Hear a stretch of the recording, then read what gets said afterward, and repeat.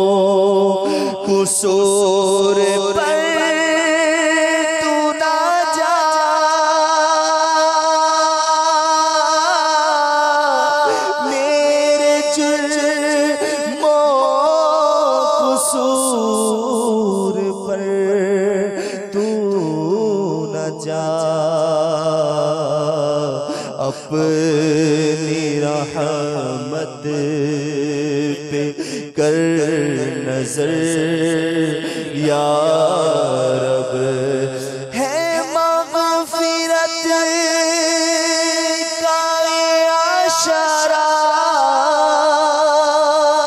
تو مغفرت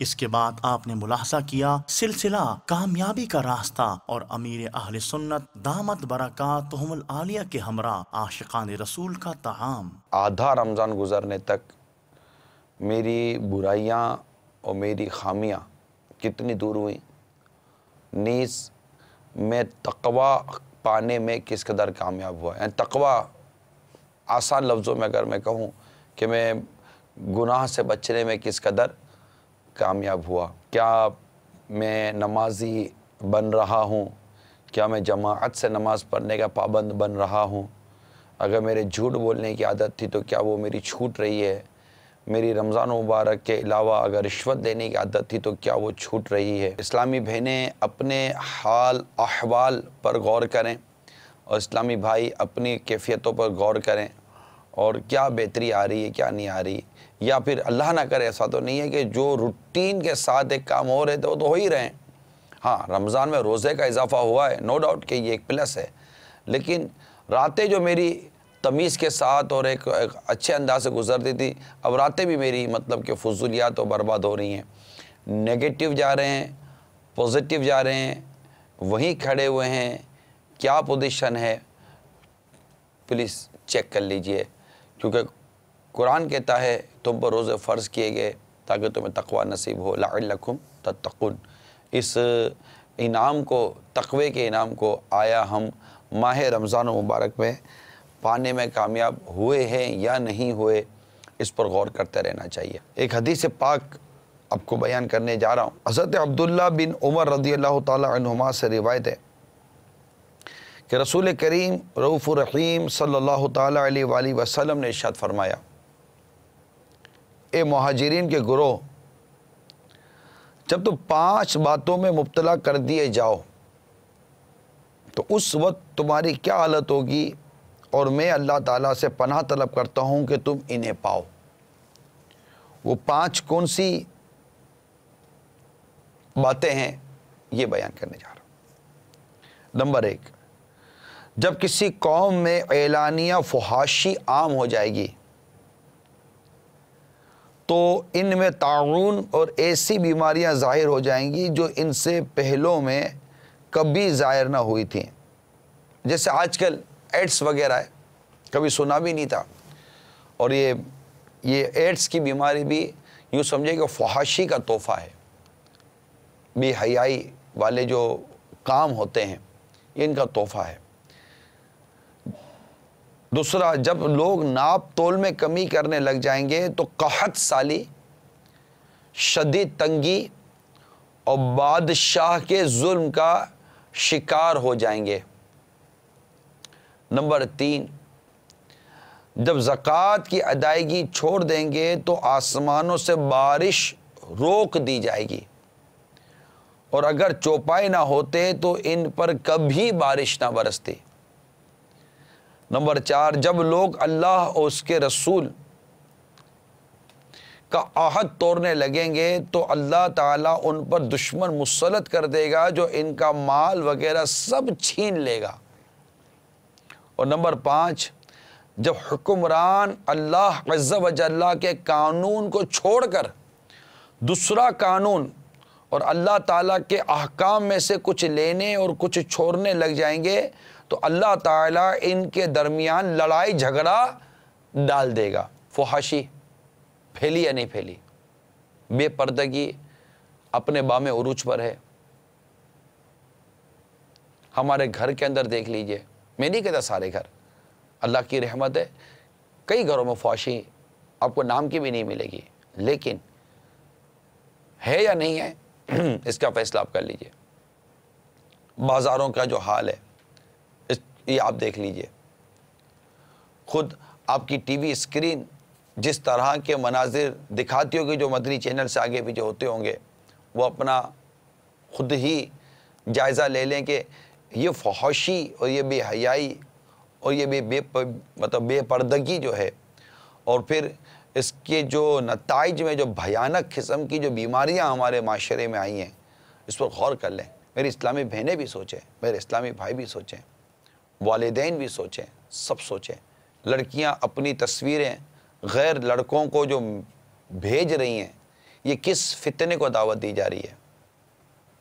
آپ جو سوشل ویب سائٹس کے ذریعے، سوشل میڈیا کے ذریعے جو لڑکے لڑکیاں آپس کے اندر دوستی تعلقات کرتے ہیں اور ایک دوسرے سے ابھی تو آپ کو ایک تفریح لگ رہی ہے، ایک فن ہے، ایک مطلب کہ ایک وہ ہنسی مذاق ہو رہی ہے، مگر جب یہ سنجیدگی اختیار کرتی ہے اور پھر فتنے کا روپ دھارتی ہے تو اس پر کبھی آپ نے غور کیا؟ اسلام نے ہماری عفت، ہماری عصمت کی جو حفاظت جس انداز سے کی ہے، اگر ہم اسی قانون کو توڑتے ہیں تو یہ قانون توڑنے سے جو ہمیں نتائج بھگتنے پڑ رہے ہیں معاشرے میں، اس کو دیکھ لیجئے۔ پھر نتیجہ کیا ہے؟ دیکھو، فحاشی عام ہوئی، فحاشی عام ہوئی، نتیجہ کیا نکلا کہ طاعون اور ایسی بیماریاں ظاہر ہو جائیں گی جو ان سے پہلوں میں کبھی ظاہر نہیں ہوئی تھی۔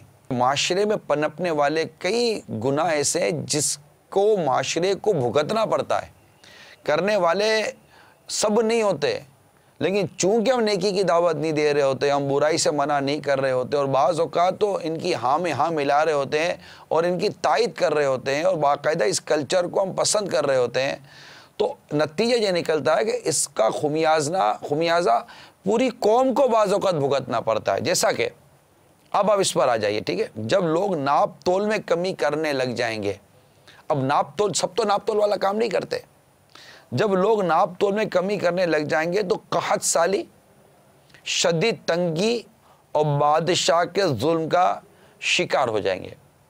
اب اللہ تبارک و تعالیٰ قرآن مجید فرقان حمید میں واضح طور پر ارشاد فرماتا ہے، ناپ اور تول انصاف کے ساتھ پورا کرو۔ ناپ تول میں انصاف کرنا اور ناپ تول کو پورا کرنا، اس کی تاکید ہم کو شریعت مطہرہ نے دی، یعنی ناپ تول میں کمی نہ کرو کیونکہ یہ حرام ہے۔ جب تک آپ نیکی کی دعوت دینے کا عزم نہیں کریں گے، جب تک آپ برائی سے روکنے کا عزم نہیں کریں گے، کچھ نہیں کر سکتے، مثال کے کچھ نہیں کر سکتے، صرف اپنے گھر میں تبدیلی لانے کا عزم کر لیجئے، پکا عزم کر لیجئے، اور قرآن پاک کی سورہ تحریم کی 6 آیت پر عمل کرنے کا عزم مصمم کر لیجئے۔ اے ایمان والو، اپنی اور اپنے گھر والوں کی جانوں کو اس آگ سے بچاؤ جس کا ایندھن آدمی اور پتھر ہے۔ ہم لوگ کیا کر رہے ہیں؟ آپ کا بیٹا اسکول کا ہوم ورک نہیں کرتا، آپ کو آگ لگ جاتی ہے، اسکول کی چھٹی کرتا ہے تو آپ کو بے چین ہو جاتی ہے، ماں فجر میں اٹھائے یا نہ اٹھائے اسکول کے لیے اٹھائے گی، آپ فجر میں اٹھیں نہ اٹھیں آفس کے لیے اٹھیں گے۔ یہ سب کیا ہے؟ آپ کا الاؤنس نہ ملنا، آپ کا بونس نہ ملنا، آپ کی تنخواہ لیٹ ملنا، سب آپ کو پریشان کرتا ہے۔ یہ پریشانی کی باتیں میں کمپیئر ٹو بات کر رہا ہوں، تقابل کے ساتھ بات کر رہا ہوں۔ کبھی نیکی نہ ملنے پر، نیکی کے کام چھوٹ جانے پر، پرہیزگاری کے کام چھوٹ جانے پر، گناہ ہو جانے پر اس طرح کی فیلنگز ہوتی ہیں، کچھ ایسے محسوسات ہوتے ہیں۔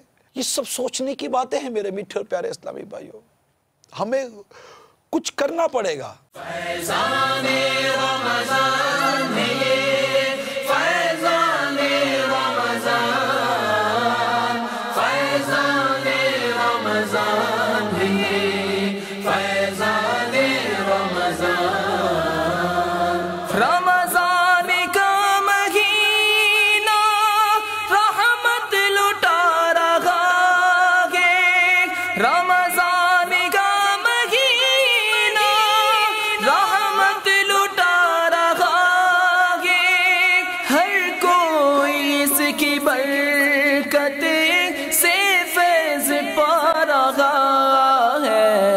فیضان رمضان ہے یہ، فیضان رمضان، فیضان رمضان ہے یہ، فیضان رمضان۔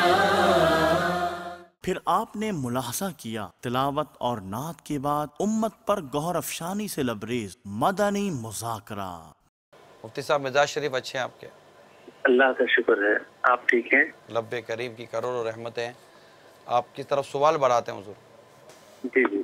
اگر جگہ جگہ بچوں نے کارپیٹ وغیرہ پر پیشاب کیا ہوا ہے تو کیا اس پر جائے نماز بچھا کر یا پلاسٹک کی کوئی چیز بچھا کر نماز پڑھ سکتے ہیں؟ نماز تو یہ پڑھ لیں گے جو طریقہ بتایا جائے گا اس کے مطابق، لیکن یہ بات قابل غور ہے کہ اگر گھر میں خاص طور پر کارپیٹ پر جگہ جگہ پر پیشاب کیا ہو تو کیا وہاں گیلے پاؤں نہیں پڑتے ہوں گے؟ اب گیلے پاؤں پڑنے کے اپنے ایک مسائل ہیں، اپنی ایک تفصیل ہے، اور پھر کارپیٹ پر جو پیشاب ہے ظاہر بات ہے وہ ناپاکی تو نہیں تھا گھر کے اندر، اب بندہ وہ قرآن بھی پڑھ رہا ہے، ذکر و اذکار بھی کر رہا ہے، بہت سینسیٹیو معاملہ ہے۔ اگر فرش وغیرہ پر، ٹائل پر، ماربل پر پیشاب کر دے بچہ تو اس کا حکم یہ ہے کہ پوچھ لینے سے جو ہے وہ جگہ پاک ہو جاتی ہے، جبکہ اس نجاست کا اثر جاتا ہے۔ تو بڑی آسانی ہے اس کے اندر، تو پیشاب کر دیا بچے نے، پوچھا لگا دیا، پوچھ لیا، اثر اس کا ختم ہو گیا تو وہ جگہ پاک ہو گئی۔ لیکن کارپیٹ مستقل ناپاک ہے، اور اس کو پاک کرنے کے بھی اتنے مشکل طریقے ہیں، لوگ وہ طریقوں کو اپنانے کے بارے میں سوچیں گے بھی نہیں۔ رہی بات نماز کی، تو ایسی جگہ پر کوئی موٹا کپڑا بچھا کر اگر نماز پڑھی جائے تو نماز ہو جاتی ہے۔ عام طور پر جو مصلے آتے ہیں، جائے نماز آتی ہیں، وہ بھی اس کیفیت پر پورے اترتے ہیں کہ جن کو موٹا کہا جا سکے۔ تو اگر جو ہے وہ جس کے جسم کا کوئی بھی حصہ اس کارپیٹ پر نہیں پڑتا بلکہ جو کپڑا وغیرہ بچھایا ہے موٹا کپڑا اس پر پڑتا ہے، پوری نماز جتنے بھی جو ہے اعضاء اور سجدے کے جو جگہ ہیں تو نماز ہو جائے گی، لیکن یہ ہے کہ اس کارپیٹ سے نجات حاصل کی جائے۔ میرے ہاتھ میں جو اس وقت کتاب ہے یہ ہے بحر الدموع۔ بحر الدموع جی، مشکل نام نہیں، اصل میں وہ بزرگوں کا نام رکھا ہے۔ یہ ابو الفرج عبد الرحمن بن علی الجوزی رحمۃ اللہ تعالیٰ علیہ، بڑے پائے کے بزرگ گزرے، ان کی تحریر ہے یہ کتاب بحر الدموع، اور اس کا المدینۃ العلمیہ نے ترجمہ کیا ہے، ٹرانسلیٹڈ ہے یہ، اور اس کا نام رکھا ہم نے آنسوؤں کا دریا۔ یہ تو آسان ہے نا؟ اس میں اللہ تعالیٰ کی رحمت سے بہت پیارے پیارے واقعات ہیں، اس میں حدیثیں بھی نقل کی گئی ہیں، اور اس کتاب کو پڑھنے سے الحمدللہ بہت سارا علمی خزانہ بھی ہاتھ آتا ہے۔ ذکر اللہ کی فضیلت کا اس میں مطلب بیان موجود ہے، قریب المرگ شخص کی توبہ کا بیان، واقعات بھی اس میں ایک سے ایک ہیں۔ تو میرا مشورہ ہے مدنی چینل کے ناظرین، یہ کتاب بحر الدموع آنسوؤں کا دریا یہ ضرور لیجئے۔ یہ اس کا ہدیہ 58 ہے، 58 روپیہ صرف، اور نزا کے عالم میں مسکراہٹ، نگاہ کی حفاظت، اسی طرح مومن اور منافق کی پہچان، خاموش رہنے کی فضیلت، اور اس کے علاوہ بہت سارے مضامین اس کتاب میں آپ کو ملیں گے۔ ہمارے اس وقت کے سلسلے میں الحمدللہ ہم آپ کو ہمارے معتکفین کے تاثرات بھی دکھاتے ہیں۔ آئیے دیکھتے ہیں ہمارے مختلف معتکفین اپنے کیا کیا تاثرات اعتکاف کے متعلق دیتے ہیں۔ آج فیضان مدینہ اسلام آباد۔ اچھا، فیضان مدینہ اسلام آباد کے معتکفین جی ہاں ہیں۔ جی ہاں، چلیں دیکھتے ہیں۔ مدنی چینل دیکھا اور اللہ تعالیٰ نے مجھے توفیق بخشی، اور ادھر اسلام آباد میں 30 دن کے اعتکاف کے لیے میں حاضر ہوا۔ مخارج کی ادائیگی اچھی ہوگی، مدنی قاعدہ پڑھ رہے ہیں، نماز جنازہ کے بارے میں ہمیں بڑی چیزیں سیکھنے کو مل رہی ہیں۔ دلوں کو سکون دعوت اسلامی میں آ کے مجھے ملا ہے، بہت زیادہ عیاشیاں کی لیکن آج تک کبھی دلی سکون نہیں ملا۔ ڈیلی میں مدنی چینل پہ بابا جی کا پروگرام دیکھتا ہوں اور دل کو سکون ہو رہا ہے۔ میٹھے مرشد پاک، السلام علیکم ورحمۃ اللہ وبرکاتہ۔ وعلیکم السلام ورحمۃ اللہ وبرکاتہ۔ یہ ارشاد فرمائیے، مجھے موبائل پر گیم کھیلنا اچھا لگتا ہے، کیا میں موبائل پر گیم کھیل سکتا ہوں؟ اچھے بچے موبائل فون پر گیم نہیں کھیلا کرتے، یہ گندے بچوں کا کام ہے۔ اچھے بچے قرآن کریم پڑھنے میں دل لگاتے ہیں، حفظ کرنے میں دل لگاتے ہیں، ماں باپ کا کہا مانتے ہیں۔ واللہ تعالی اعلم ورسولہ اعلم، عز وجل وصلی اللہ تعالی علیہ وآلہ وسلم۔ پیارے باپا جان، میرا نام محمد حسنین عطاری ہے، میرا تعلق ملتان سے ہے۔ پیارے باپا جان، آپ کی بارگاہ میں یہ سوال عرض ہے کہ ہم نے گھر میں مور پالے ہوئے ہیں، اس کے بارے میں احتیاطی ارشاد فرمائے، نیز یہ بھی ارشاد فرمائے کہ کون کون سے جانور اور پرندے نہیں پالنے چاہیے۔ مور اس کا پالنا جائز ہے، لیکن جو بھی مور ہو یا بکری ہو یا گائے ہو یا چڑیا ہو، طوطے ہوں، ان کو دانا پانی کی کسی قسم کی تنگی آپ کی طرف سے نہیں ہونی چاہیے۔ روزانہ اس کو 70 مرتبہ یعنی کہ غذا فراہم کی جائے، دانا وغیرہ، پانی ان کے پاس ہر وقت بھرا ہوا رکھا جائے، کیونکہ یہ بے زبان جانور فریاد نہیں کر سکتا، اور جانور پرندے یہ بار بار کھاتے ہیں، ہماری طرح نہیں کہ جیسے کہ فکس ٹائم ہوتا ہے کہ 3 مرتبہ کوئی کھاتا ہے، کوئی 2 مرتبہ کھاتا ہے، کوئی زیادہ کھانے پینے کا شوقین ہوتا ہے تو 4 5 مرتبہ کھاتا ہے، لیکن یہ ہر وقت چوچے مارتے رہتے ہیں، پرندے جو کھاتے رہتے ہیں، تو اس لیے ان کو وافر مقدار میں غذا دینی ہوگی۔ اب بعض جانور پالنے منع ہے، جیسے کتا ہے، تو کتا پالنے کی صورت یہ ہے کہ چوکی داری کے لیے اس کو پال سکتے ہیں، شکار کے لیے پال سکتے ہیں، لیکن پھر شکار کے لیے اس کو تربیت دینی ہوگی، ویسے نہیں۔ احکام ہیں اس کے، تو کتا ان مقاصد کے لیے پالا، اسی طرح کے جائز مقصد کے لیے تو ٹھیک ہے، ورنہ گھر میں اگر کتا رکھا صرف شوقیہ لوگ گھومتے رہتے ہیں پھرتے رہتے ہیں تو اس کی اجازت نہیں ہے۔ گھر میں اگر کتا ہو تو رحمت کے فرشتے نہیں آتے۔ اور فاسق جانوروں میں جیسے کوا ہے، چیل ہے، بندر ہے، چوہا ہے، ان کو فاسق کہا گیا ہے۔ جیسے چھپکلی ہے، یہ تو فوائے سق، چھوٹا فاسق کہا گیا ہے۔ سانپ پالتے ہیں، سانپ بھی فاسق ہے، اس کی بھی ممانعت ہے۔ صلو علی الحبیب صلی اللہ تعالی علی محمد۔ میرا نام محمد اکرم اطاری ہے، نور کالونی وحید علاقہ سے عرض کر رہا ہوں۔ پیارے باپا جان، میں یہ پوچھنا چاہتا ہوں کہ جو لوگ صدقہ دیتے ہیں سال سے اوپر وار کر، یہ ٹھیک ہے؟ اس طرح وار کر دیں تو وہ بندے کے اوپر سے مرتے ہیں اور بلائیں جو وہ ختم ہو جاتی ہیں، اس کا بھی طریقہ ارشاد فرما دیں۔ اب وہ 7 پھیرے دے کر صدقہ دیتے ہیں، ایک ٹوٹکا ہے یہ، اگر اس میں کوئی ناجائز چیز نہیں ہے، وہ جائز چیز ہے، اور یہ 7 پھیرے دے کر سر سے یا پورے وجود سے اگر یہ کسی غریب مسکین کو یہ دے دیتے ہیں صدقہ تو اس غریب کا تو بھلا ہی بھلا ہے۔ اور حدیثوں میں وہ ویسے ہی ہے کہ بلا صدقے کو نہیں پھلانگ دی، تو رائے خدا میں جو بھی دیں ہم یہ صدقہ کہلاتا ہے۔ ویسے ہمارے یہاں وہ صدقہ یہ کالا بکرا ہو، کالی مرغی ہو، اس طرح کی مخصوص چیزیں بابا جی بتاتے کہ یہ صدقہ ہے، ایسا نہیں ہے۔ ایک مسلمان کے سامنے مسکرا کر دیکھنا وہ بھی صدقہ ہے۔ راستے میں کوئی ایسی چیز پڑی ہے جو مسلمانوں کے راستے میں کہ جس سے کسی کو تکلیف ہو سکتی ہے، پتھر ہے، روڑا ہے، ٹھیس لگ جائے گی، کانٹے دار شاخ ہے کہ پاؤں میں چبھ جائے گا، تو اس کو ہٹا کر سائڈ پہ کر دیا، یہ بھی صدقہ ہے۔ یوں صدقے کی کئی اقسام ہیں، تو اب یہ کہ یوں پھرا کر دے دیا تو ٹھیک ہے، لیکن اب چونکہ یہ شریعت سے نہیں ٹکراتا ہے، سب یوں کر دیا تو ٹھیک ہے، دے دے۔ پیارے بابا جان، یہ بھی ہوتا ہے کہ زندہ مرغی کے پھیرے دیں گے، پھر کیا کرتے ہیں؟ پھر ذبح کریں گے اور پھر پھینک دیں گے۔ پھینک دینا تو حرام ہے، یہ تو اسراف ہے۔ بابا جان، اس طرح سے شاید تصور پایا جاتا ہے کہ اس طرح پھرانے سے کوئی وہ اس کی بلائیں اور جو اس کے اوپر مصیبتیں ہیں شاید وہ اس پر منتقل ہو جائیں گی، یہ تھنکنگ ایسی محسوس ہوتی ہے۔ اچھا، یہ بابا جیوں کی تھنکنگ ہوگی۔ فقہ کی کتابیں اور اس طرح کے معاملات سے وہ تو خاموش محسوس کی ہیں، پڑھنا یاد نہیں ہے۔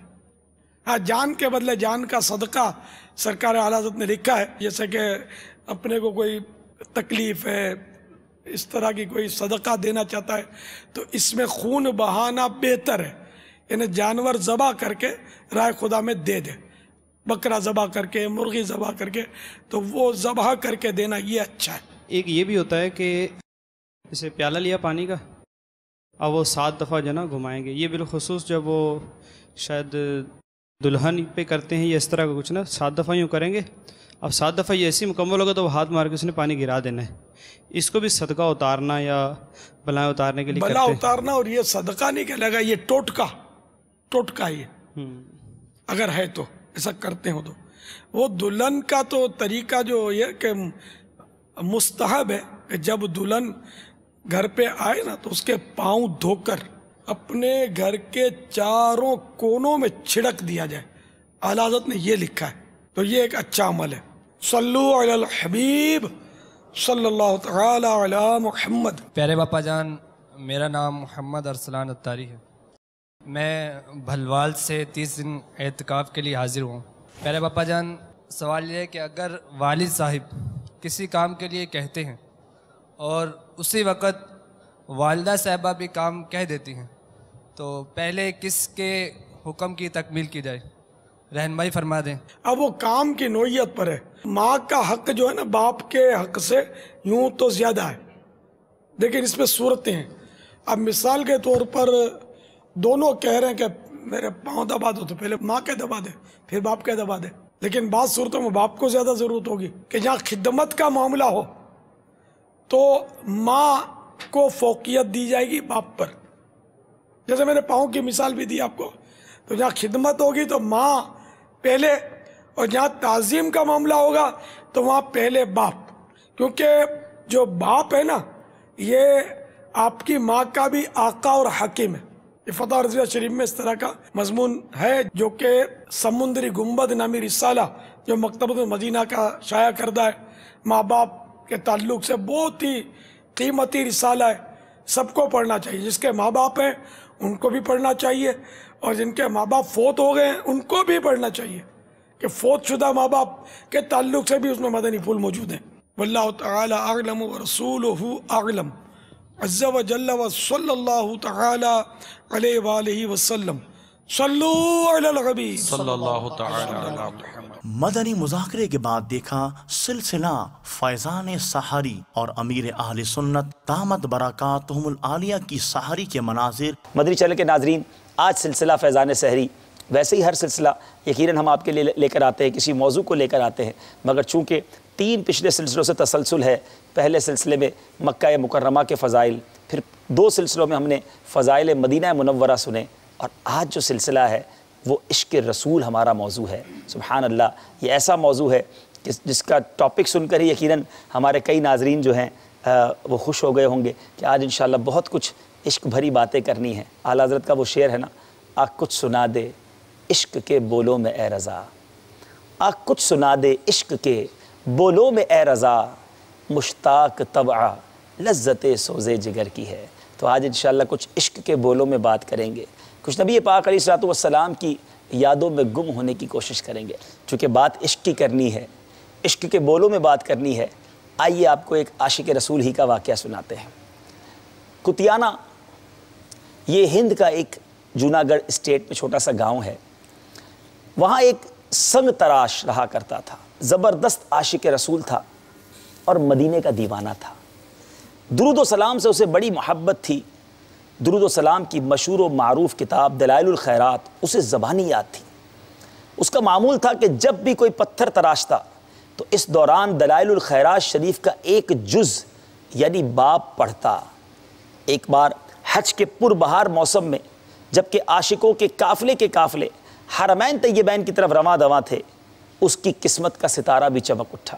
ہوا یوں کہ ایک رات جب سویا تو دل کی آنکھیں کھل گئیں۔ کیا دیکھتا ہے کہ وہ مسجد نبوی کے پاس حاضر ہے اور والی بے کساں مدینے کے سلطان نبی آخر الزمان صلی اللہ علیہ وسلم بھی جلوہ فرما ہے۔ سبز گنبد کے انوار سے فضا منور ہو رہی ہے اور نورانی مینار بھی نور برسا رہے ہیں، مگر ایک مینار مبارک کا ایک کنگرا شکستہ تھا۔ اتنے میں رحمت عالم صلی اللہ علیہ وسلم کے لبہائے مبارکہ کو جنبش ہوئی، پھول جھڑنے لگے اور الفاظ کچھ یوں ترتیب پائے، دیوانے وہ دیکھو، ہمارے نور بار مینار کا ایک کنگرا ٹوٹ گیا ہے، تم ہمارے مدینے میں آؤ اور اس کنگرے کو از سر نو بنا دو۔ جب آنکھ کھلی، کانوں میں والی مدینہ کے مبارک کلمات گونج رہے تھے، مدینے کا بلاوا آ چکا تھا، مگر یہ سوچ کر آنکھوں سے آنسو چھلک پڑے کہ میں تو بہت غریب ہوں، میرے پاس مدینے کی حاضری کے وسائل کہاں۔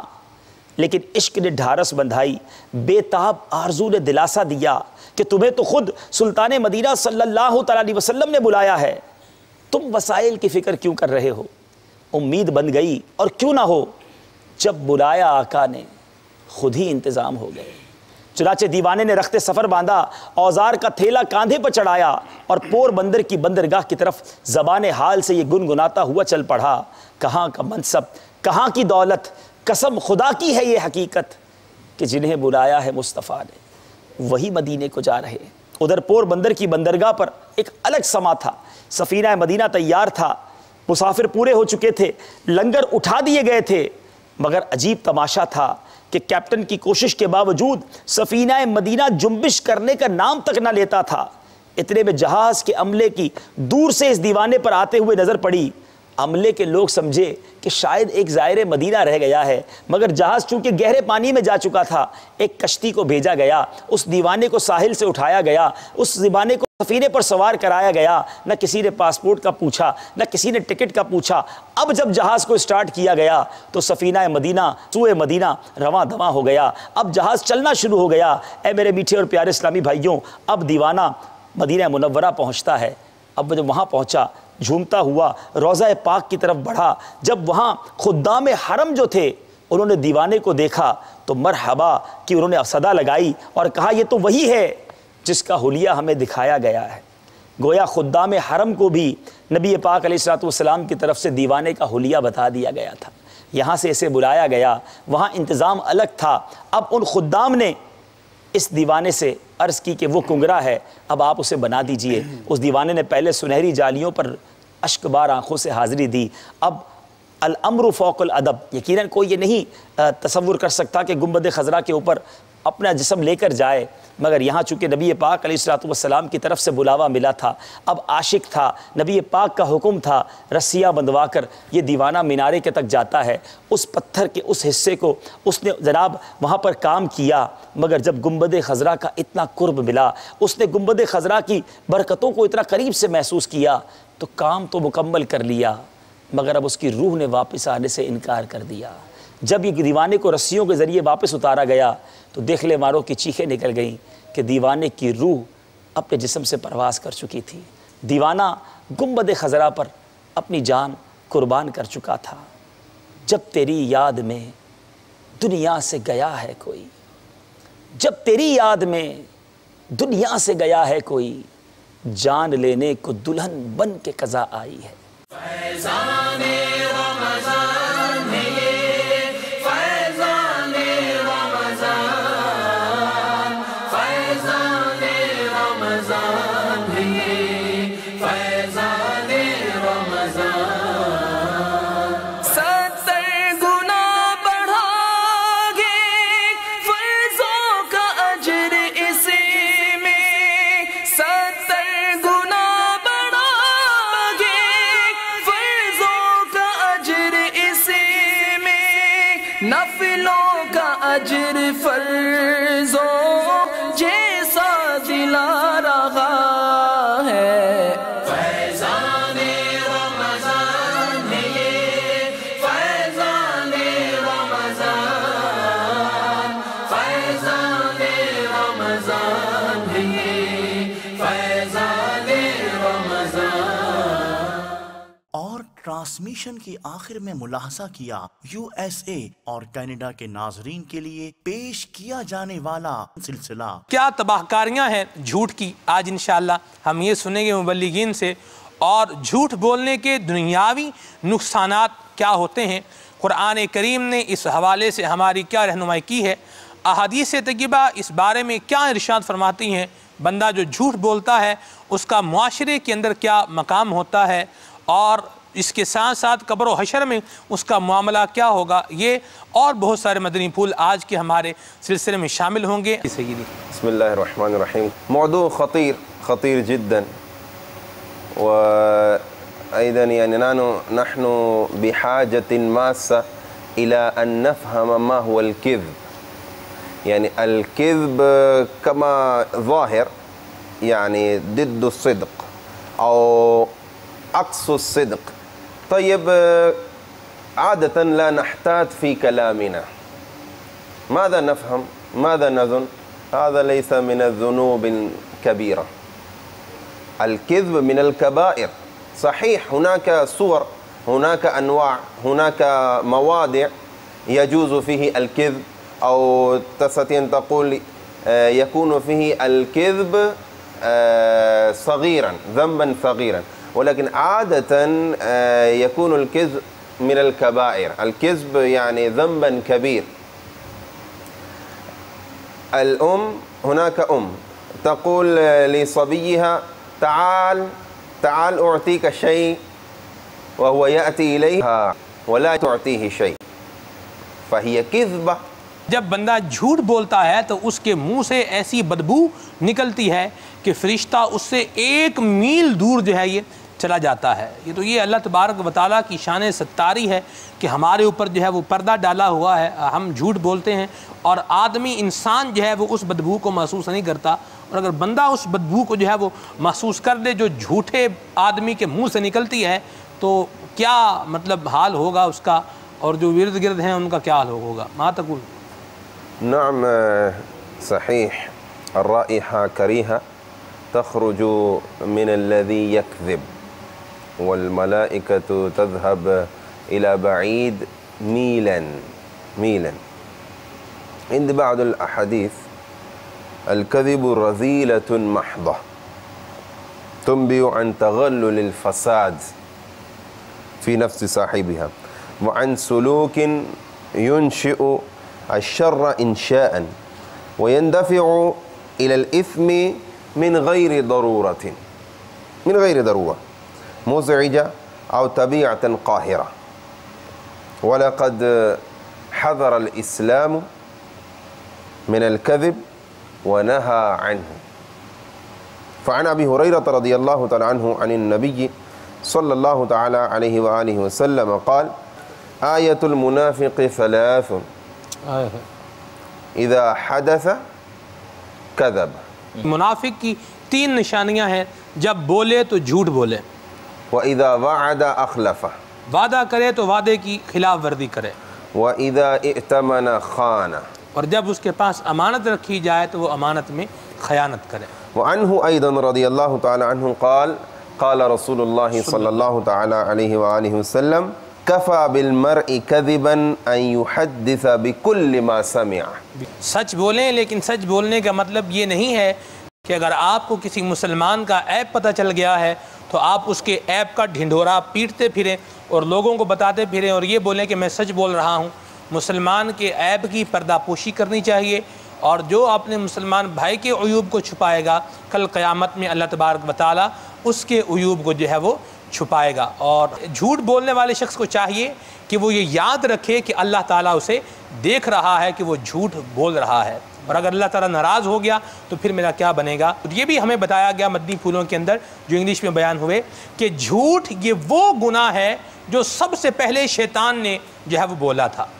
مطلب کین وی سے دیٹ جھوٹ بولنا از شیطانی کام؟ شیطانی کام ہے جھوٹ بولنا. all evil things are satanic works.